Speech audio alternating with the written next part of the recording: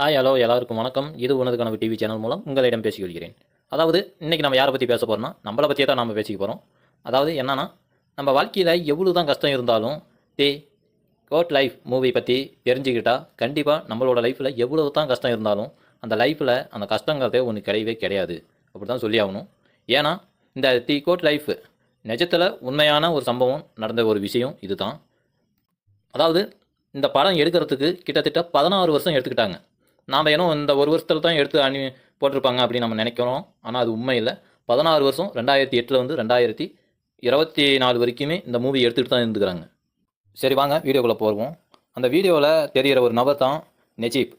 அதாவது இவர் சவுதிக்கு போய் தன்னோட வாழ்க்கையை டெவலப் பண்ணும் அப்படி என்பதுக்காக ஒரு காலகட்டத்தில் இவர் வந்து போய்க்கிறாரு.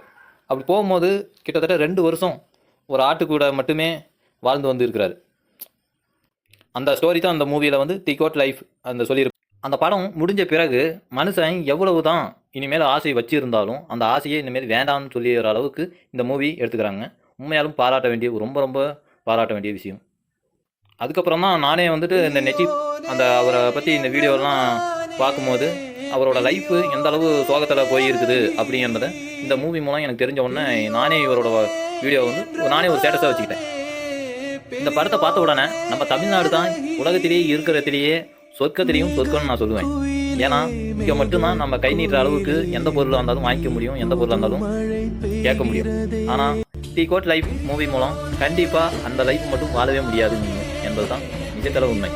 ஓகே, நம்ம இதோட இந்த வீடியோ முடித்துக் கொள்ளலாம். இது உனது கனவு டிவி சேனல் மூலம் நாளை உங்களையும் சந்திக்கிறேன்.